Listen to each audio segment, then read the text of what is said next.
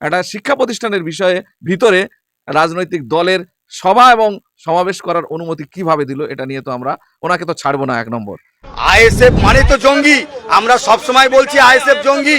আর এই নমিনেশনে যেভাবে বাধা দেওয়া হয়েছে, এটা আমরা তো কোর্ট কাছারি করব এবং যারা করেছে তাদের বিরুদ্ধে কমপ্লেন করব এবং এই মাদ্রাসা বোর্ডের বিরুদ্ধে আমরা কমপ্লেন করব, যারা এই প্রকৃত পরিবেশ তৈরি করতে পারেনি নমিনেশন দেওয়ার জন্য। তারা দুজন এখানে বোমটা মেরেছে যাতে নমিনেশনটা ভন্ডুল করে দেওয়া যায়। মস্তানি দিয়ে রাজনীতি করতে চাইছে। এখন শেষের বেলা গা বাঁচানোর জন্য দুখানা বোম চার্জ করে এখন আইএসএফ এর নামে দোষ। আইএসএফ এর লোক একটা বাইরে যায়নি। আজকে পুলিশের সঙ্গে আমরা যেভাবে কমিটমেন্ট করেছিলাম যে আমাদের নেতা নেতৃত্ব কর্মীরা কেউ বাইরে থাকবে না, কেউ যাবে না, আমরা কালকে থেকেই খোঁজ খবর রাখছিলাম। তৃণমূলের কঙ্কালসার চেহারা সবার সামনে আজকে উন্মোচিত হয়ে গেল, প্রকাশিত হয়ে গেল যে ভোটের লড়াইয়ে তারা জিততে পারবে না, যার কারণে হার হালাতে নমিনেশন কিভাবে বন্ধ করা যায় তার কালকের থেকে তারা প্রচেষ্টা চালিয়েছে। এখানে পুলিশ কিন্তু একটা নেগেটিভ ভূমিকায় প্লে করেছে একটা অংশ, সবাই বলবো না। যারা আমাদেরকে কালকে রিকোয়েস্ট করেছিল, অনুরোধ করেছিল যে আপনারা জমায়েত করবেন না দয়া করে, তাহলে আমরা কন্ট্রোল করতে পারবো না, আপনারা নমিনেশন যারা দেবে খালি তাদেরকে পাঠান, আমরা নমিনেশন করিয়ে দেবো, আমরা দায়িত্ব নিচ্ছি। এই আশ্বাস যে পুলিশের পক্ষ থেকে দেওয়া হয়েছিল, তারা এখন আমরা দেখছি যে শাসক দলের সঙ্গে তারা ইনভলভ আছে, তারা ভিতর থেকে শাসক দলের সঙ্গে যুক্ত হয়ে আমাদেরকে নিরস্ত্র রেখে আমাদেরকে জমায়েতকে বন্ধ করে দেয়, বাধ্য করিয়ে তারা ওয়ান সাইড গেম করিয়ে দিল। এর থেকে প্রমাণিত শাসক দল এবং প্রশাসনের একটা অংশ যুক্ত হয়ে এই কাজ করেছে। তবে প্রশাসন যাই করুক, এখানে শাসক দলের সব থেকে বড় যে ব্যর্থতা, যে একটা স্কুল বোর্ডের নমিনেশন সেটা আটকানোর জন্য এত হিউজ পরিমাণ লোক জমায়েত করে এবং স্কুল ক্যাম্পাসের ভিতরে আজকে জনসভা করে মানে আটকানোর যে চেষ্টা, আমরা তো এই হেডমাস্টারের বিরুদ্ধে কমপ্লেন করব, মাদ্রাসা বোর্ডে করব এবং কোর্টেও করব। আজকে নমিনেশনের ডেটে একটা শিক্ষা প্রতিষ্ঠানের বিষয়ে ভিতরে রাজনৈতিক দলের সভা এবং সমাবেশ করার অনুমতি কিভাবে দিল, এটা নিয়ে তো আমরা ওনাকে তো ছাড়বো না। এক নম্বর, আর এই নমিনেশনে যেভাবে বাধা দেওয়া হয়েছে, এটা আমরা তো কোর্ট কাছারি করব এবং যারা করেছে তাদের বিরুদ্ধে কমপ্লেন করব এবং এই মাদ্রাসা বোর্ডের বিরুদ্ধে আমরা কমপ্লেন করব, যারা এই প্রকৃত পরিবেশ তৈরি করতে পারেনি নমিনেশন দেওয়ার জন্য। একটা স্কুলে নির্বাচন হবে, শিক্ষা প্রতিষ্ঠান, গোটা পশ্চিমবঙ্গে শিক্ষা ব্যবস্থা আজকে বেহাল দশা। সেখানে আজকের একটা শিক্ষা প্রতিষ্ঠানের নমিনেশন আটকে কি বোঝাতে চাইছে, কি গায়ের জোর দেখাতে চাইছে? মস্তানি দিয়ে রাজনীতি করতে চাইছে। এখন শেষের বেলা গা বাঁচানোর জন্য দুখানা বোম চার্জ করে এখন আইএসএফ এর নামে দোষ।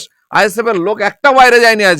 আজকে পুলিশের সঙ্গে আমরা যেভাবে কমিটমেন্ট করেছিলাম যে আমাদের নেতা নেতৃত্ব কর্মীরা কেউ বাইরে থাকবে না, কেউ যাবে না, আমাদের প্রার্থী এবং তার সমর্থক এবং প্রস্তাবকরা তারা যাবে, তাদের নমিনেশন আপনারা করিয়ে সুযোগ সুবিধা করে দেবেন, সেটার থেকেও তারা আজকে ব্যর্থ হয়েছে। সুতরাং এই প্রশাসনের সঙ্গে সঙ্গে এই যে ব্যবস্থা চলছে, এই ব্যবস্থার বিরুদ্ধে আমরা যতদূর যেতে হয় যাব এবং খুব তাড়াতাড়ি আমরা প্রতিবাদ সভা ভাঙড়ের বুকে খুব তাড়াতাড়ি আমরা করব এবং আমাদের প্রিয় নেতা নওশাদ সিদ্দিকীর সঙ্গে আমরা কথা বলছি। আমরা খুব তাড়াতাড়ি ডেট ঘোষণা করে ভাঙড়ের বুকে এই ন্যাক্কারজনক জঘন্য অপরাধের বিরুদ্ধে আমরা প্রতিবাদ সভাও সংগঠিত করব। আমি তো বললাম প্রশাসন আমাদের কালকে অনুরোধ করেছে যে আপনারা জমায়েত করবেন না, আমরা দায়িত্ব নিচ্ছি, আপনাদের নমিনেশন হওয়ানোর জন্য আমরা সব রকম ব্যবস্থা করব। সেখানে থানার সামনে কিভাবে আক্রমণ করে, থানার সিসিটিভি ক্যামেরার সামনে কিভাবে তৃণমূলের গুন্ডা মোস্তান বাহিনী তারা একাধিকবার, এর আগে আমরা দেখেছি প্রেস মিডিয়াকে আক্রমণ করেছে যে ব্যক্তি সেই আহসান মোল্লা, আজকেও সে একইভাবে প্রার্থীদের উপর হামলা চালিয়েছে, তাদেরকে রক্তাক্ত করে আহত করেছে। কি করে চলছে এটা? ক্যালকাটা পুলিশ তাদের নিজের যে গরিমা সেটা কোথায় গেল? আজকে থানার সামনে ধরে এইভাবে আক্রমণ করছে।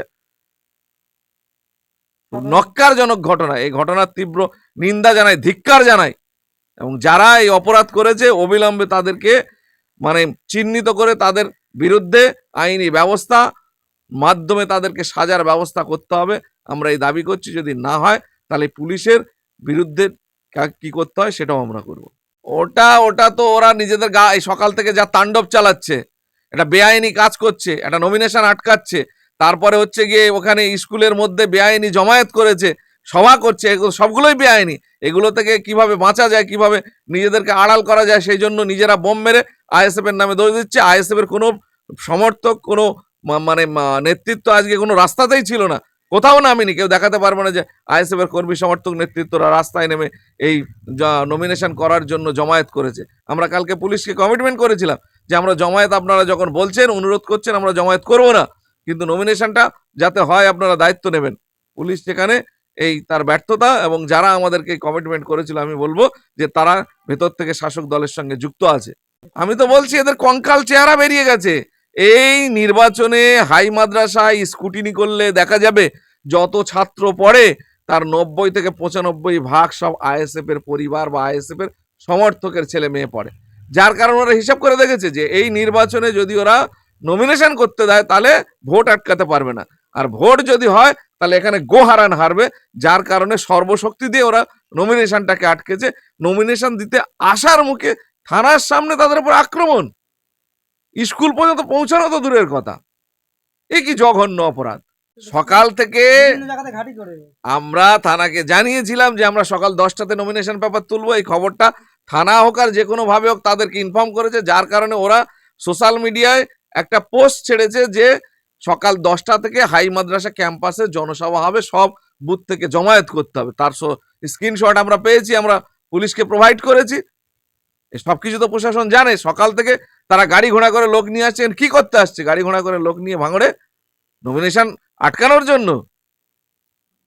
এই জঘন্য অপরাধ আর কতদিন চলবে?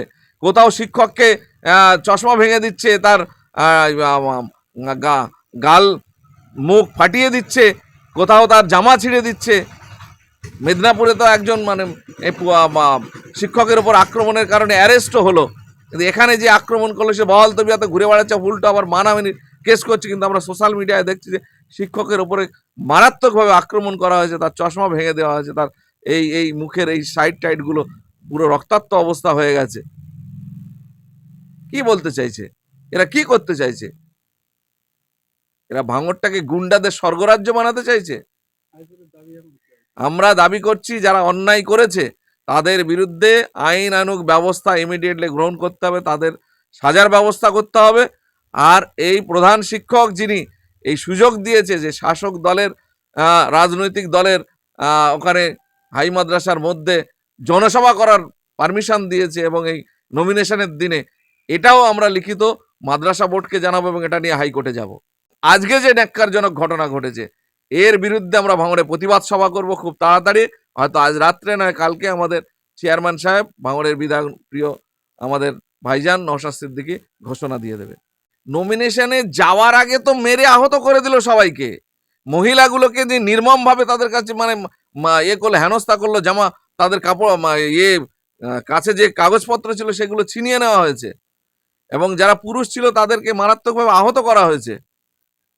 এবং সব থেকে যেটা খারাপ লাগছে আমাদের, আমরা যেটা জানি যে মানুষ যখন বিপদের মধ্যে পড়ে তখন থানা পুলিশের কাছে গিয়ে শেল্টার বা আশ্রয় খোঁজে, এবং সেই পুলিশ প্রশাসনের পক্ষ থেকে তাদেরকে নাকি থানার ক্যাম্পাস থেকে বার করে দেওয়া হয়েছে। আর বার করে দেওয়ার সঙ্গে সঙ্গে বিরোধী দলের গুন্ডা বাহিনী তাদের উপরে আক্রমণ করেছে। এ কি ন্যাক্কারজনক ঘটনা।